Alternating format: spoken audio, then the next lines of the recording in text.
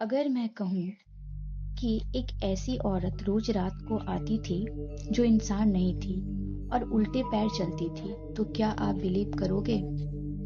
यह कहानी है झारखंड की और यह बिल्कुल सच है। झारखंड के एक छोटे से गांव में मेरी बहन अपने ससुराल में रहती थी।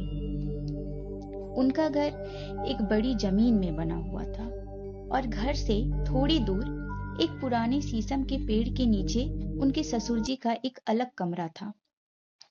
उनके ससुर जी काफी बूढ़े थे और वह रोज रात को एग्जैक्ट 8 बजे खाना खाते थे। एक रात बहन उनके लिए खाना लेकर गई, लेकिन जैसे ही उन्होंने खाना दिया, ससुर जी बोले, मैंने तो खाना खा लिया है। बहन को लगा शायद भूख नहीं होगी।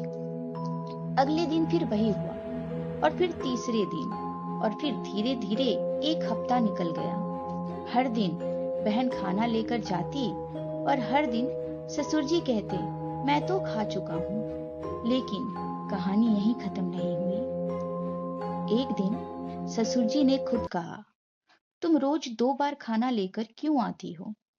तुम तो अभी थोड़ी देर पहले खाना देकर गई थी। यह सुनकर मेरी बहन के पैरों तले जमीन खिसक गए। अगर मैं नहीं तो फिर कौन उन्हें खाना दे रहा था?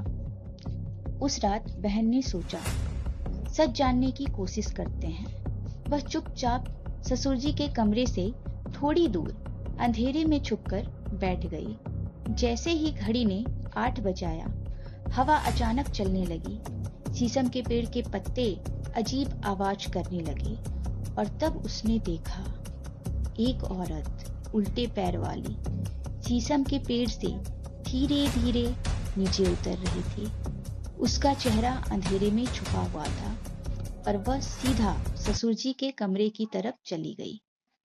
मेरी बहन का दिल जोर जोर धड़क रहा था, लेकिन हिम्मत करके झाड़ू लेकर उसके पीछे चल पड़ी। जैसे ही वह औरत कमरे में घुसी, बहन ने बिना सोचे उस पर झाड़ू से हमला कर दिया। जैसे ही उस औरत पर झाड़ू पड़ा, वह जोर से चीखी, धीरे धीरे पेड़ पर चढ़ने लगी और गायब हो गई। उसके बाद ससुर जी ने कहा, जब तुम मुझसे खैनी और दारू मांगती थी, तब मुझे भी अजीब लगता था कि तुम कब से यह सब लेने लगी। तब सबको समझ आया, वह औरत मेरी बहन का रूप लेकर रोज आती थी, खाना खिलाती थी और बदले में चीजें लेती थी। तो आपको क्या लगता है, जिस दिन वह चीजें उसे नहीं मिलती, वह क्या करती? कमेंट में अपनी राय जरूर बताएं। और आपके पास भी अगर ऐसी कोई कहानी है तो कमेंट में जरूर लिखें। और ऐसी ही कहानियों के